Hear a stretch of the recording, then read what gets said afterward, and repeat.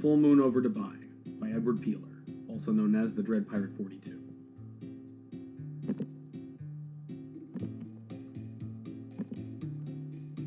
Nail Ziad squeezed the sides of his armchair and leaned back in ecstasy as the young one pleasured him. He cried out in bliss as he finished in her mouth. Aisha chuckled at her handiwork as she cleaned him off with her tongue. This is the life, he thought, gazing at the sunset from the suite in the Burj Al Arab in Dubai. He took a sip of his white wine as the young woman climbed into his lap, still wearing the golden bikini he picked her up in that morning. They kissed and toasted each other with her own glass. Ready for more? I have some business to attend to, too. Join you in the hot tub later? They kissed, and she cavorted away to the other end of the suite. He finished his drink and collected his phone from the counter and made a call.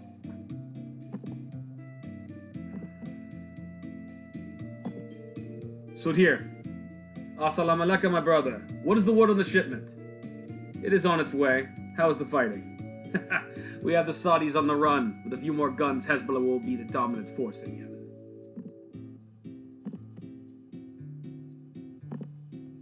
Always happy to help such a devoted cleric as yourself. The pandemic was a curse from Allah on the infidels. They've been too busy choking on their own blood to interfere with us this past year. We can operate unabated while they are distracted. Haha, I will call you when we have victory in Harib.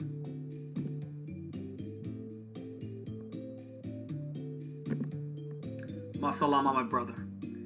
Nail hung up the phone, pleased that the fight was going well, and that Hezbollah's influence was growing. He refreshed his glass and went to the other end of the suite to rejoin his lover. He entered the hot tub lounge, but could see no sign of the young woman. The tub was bubbling, and her glass sat near on a coaster, but she was nowhere to be seen. Where are you? He said playfully. You cannot hide from me. He looked around to see where she could have hidden herself, but could not find her.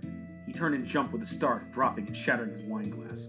Before him was a man of about 60 with a thin beard, wearing a white thong. Yaqub! I am surprised you remember me. Assalamu alaikum, Qadi Ziyad. I see time and fortune have been good to you.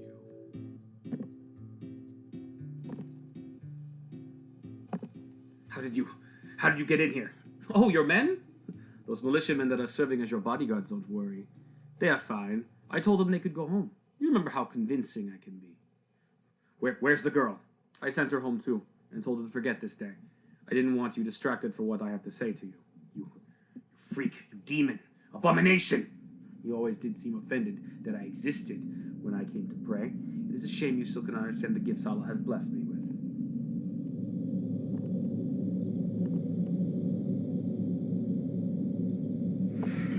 How dare you speak such blasphemy to me? Nail's fear gave way to anger at his old enemy's indignation. I always knew your silver tongue was unnatural and were the words of a devil. You were always an enemy in our midst, one who could handle so many so easily and claim reverence to Allah had to be dealt with. Is that why you had me locked away? I've always wondered these past years what I did to offend the leading Qadi so badly. I led in prayer, gave counsel to the faithful, helped our community, and only used my gifts to ease conflict. But clearly, I should have used it to help an ambitious cleric rise. My mistake. Nail had begun backing his way to a side door and looking over his shoulder at Yaqub, slowly circling the tub to look the man who had condemned him in the eye. They were supposed to kill you, Nail protested. They told me you were dead.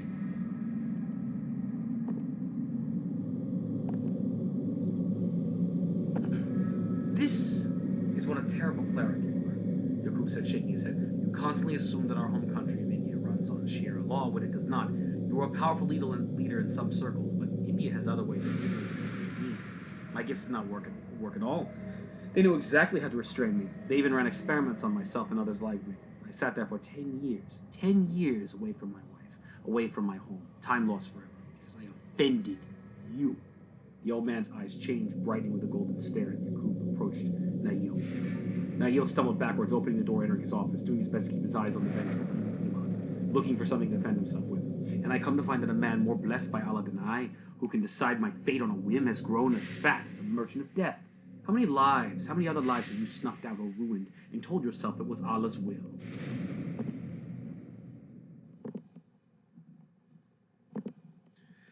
As Nail backed to his desk, he noticed Yaqub's face was pulled tight, and those bright eyes had grown wider. He had heard rumors of the existence of Yaqub's gifts, but he'd never seen it. He noticed his teeth were pointed like a beast, and his nails jagged and sharp. A sliver of moonlight shined through the window, illuminating the vengeful Iman's face. It is men like you why the West believes Islam to be a religion of violence. people want nothing but peace, but men like you believe that Allah demands sacrifice of those you claim to be less pious than yourself. The only death Allah demands is of those who murder in His name. He calls me in the moonlight. He says your name when I dream. I cannot rest until every blasphemer who kills in the name of my Lord lies still. And He has sent me all this way to you, to bring you home to Him.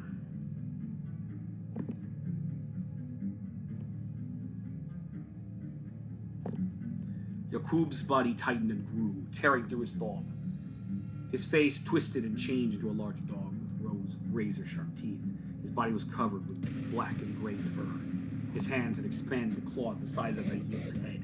Yaqub threw his head back and howled in the moonlight, before staring his prey down drooling and snarling. Nail always knew Yaqub was a devil, but seeing the fiend's true form was horrifying. Nail barely dodged as Yaqub's right claw came down with alarming speed.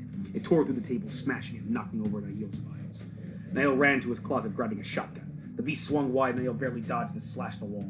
Nail pointed the shotgun up at the beast and fires. The dog beast stumbles backward. Nail stands and fires twice more, knocking the creature back, hoping he can stall it long enough to make a break for it. Yaqub's backhands him and sends him flying across the room, slamming him into a crate and scattering machine guns everywhere.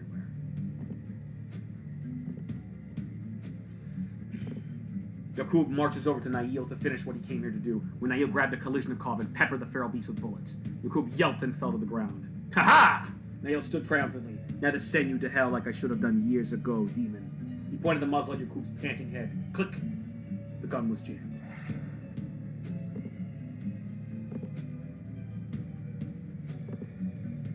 Nail struggled to clear the chamber. Yaqub clutched his chest. His hands glowed and the bullet's holes healed up.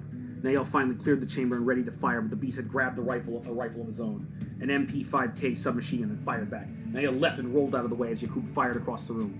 As he ran back to the hot tub lounge, Nail turned to fire back, and Yaqub shot him through the left side. He stumbled and fell to his knee. Yaqub rose, his shadow engulfing Nail as he moved with purpose towards him. Nail tossed a grenade at his feet, and an explosion struck the beast, engulfing it in smoke.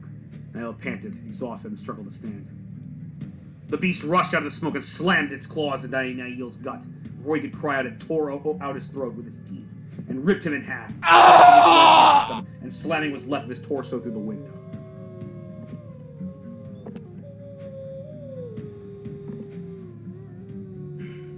The werewolf stared at the moon and howled in victory, dripping with the blood of the men who had walked in. Sergeant breached the suite door with a loud boom. Dubai police rushed into the suite, searching every corner for hostiles. The shooting was heard several suites below and above Nail Zayad's penthouse. A stray bullet had even pierced the floor and startled an elderly American financier's wife into hysterics. There were rumors about Zayed's Hezbollah connections, so no one knew what to expect, especially not his torso dropping over 20 stories and splattering with pavement. The police were on edge. They searched from room to room, finding nothing. After cleaning the kitchen, they finally detected a sound. A man singing, praying.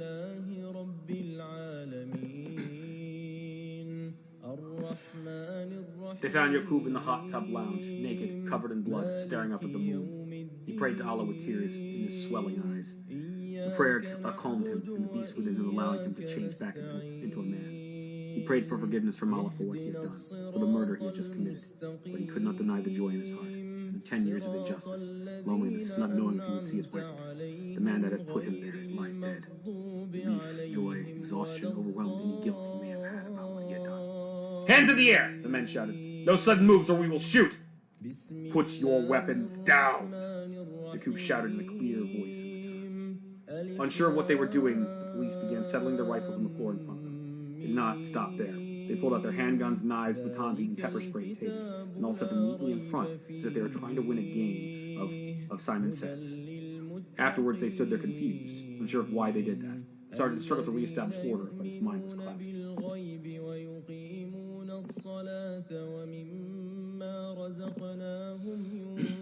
What the? Why did I? Now look, you need to, he tried to say. Stop talking, said Yaqub. The sergeant fell silent. None of you move, but listen closely. The police suddenly stopped moving, completely as if the game had switched to freeze tag. When I leave this room, Yaqub said slowly, you will forget everything you have seen. Nail's allies in Hezbollah did this. They betrayed him. That is what you will tell anyone who asks. Yaqub tried to stand, but he stumbled. His injuries were greater than he had thought, or that his faith could heal. He was not as young as he used to be.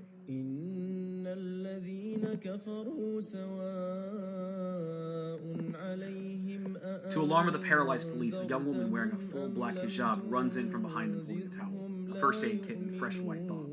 She knelt quickly down next to Thob and looked over his injuries. Did you do it? Is he dead? Asked Yusra. Yes, little one, Yakub groaned. It is done. Iman, you are bleeding, Yusra said in alarm. We have to get you to the hospital. It's fine. Yakub dismissed her and grumbled and annoyed with her concern. Just give me some bandages and let me clean up. Leave my sight until I am dressed. Several minutes later, the police came too. They remembered hearing a prayer and entering the lounge. They had no idea how or why they had dropped all of their weapons. After some confusion and embarrassment, they found Nail's lower half, as well as his damaged shipment of militia weapons, and numerous documents linking to the violence in Yemen. The sergeant concluded that Nail's contacts in Hezbollah had double-crossed him, and radioed to supervisors what they had found.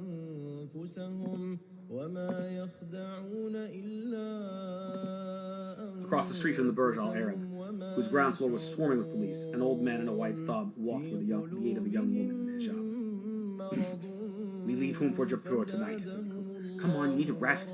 Probably can't even get a plane right now. How are you going to get on a plane oozing through your clothes? Quiet, you insolent girl. Yakub grunted to Yusra. She never missed an opportunity to argue with him. Do as I say. Yusra rolled her eyes and they walked towards him. Yakub and Yusra arrived in front of the apartment building in old Jaipur. Even now, they had seen many sick on their way home back from the airport. COVID-19 had ravaged the world in 2020, and even as the world recovered, India was suffering from surges in cases, overwhelmed hospitals, and lack of oxygen canisters. He knew it would be his duty to help those he could with the disease, as a man of God whose blessings from his faith could help many. He would not be allowed to rest long from crime in Dubai. If he could just get some sleep before he could tend to his duties. Upon opening the building door, he saw one of his tenants, a young Indian woman from 203, pacing back and forth wearing a face mask. Upon seeing him, she ran to greet him. Oh, Iman, it's you. Assalamu alaikum. She ran to him and grabbed his hand and shook it nervously. Assalamu alaikum. It's good to see you too, he said tiredly. Oh, Iman, you must come upstairs. My mother, she has COVID. She wants you to pray with her. Please, Iman. I am very tired for my trip. Perhaps tomorrow. No, please, Iman. She is very sick. I'm so worried she'll die. Please, I'll pay you double the rent this month. Triple. Just please help her. Yakub groaned, exasperated. I am very tired for my trip. Please give me a few hours rest, and I will come up and pray with you and your mother. Oh, thank you. Oh, thank you, Iman. The woman kissed his hand, crying, but smiling, and rushed upstairs to tell her family the good news. Yakub walked to his downstairs unit and opened the door. Saraya stood in the kitchen looking toward the door silently. Yakub walked in slowly and met her soft gaze and smiled. She looked back concerned. I have brought you your stubborn husband, Yusra said before hugging Saraya. Now I guess I should go home. Nonsense, said Yakub. Stay for dinner. Yes, child, said Saraya. You know you're always welcome here. She motioned for her to sit and offered her some food as Yakub slowly walked to his bedroom. He sat at the foot of his bed with his head in his hands, exhausted. He wept a few tears. He did not want his wife to see. He readied himself to lie down before he went to go tend to his tenants' bodies and souls. As he turned, she was already there, staring at him. You did it, didn't you? Saraya asked. It is done, Yakub said quietly. Why? Why did you do it? I had to, my love, said Yakub. He took me from you. For that I will never forgive him. But you were free. Who cares about that now? All that matters is that you and I are together. Vengeance will do you no good. Now more of them will come. It will never be over now, my husband.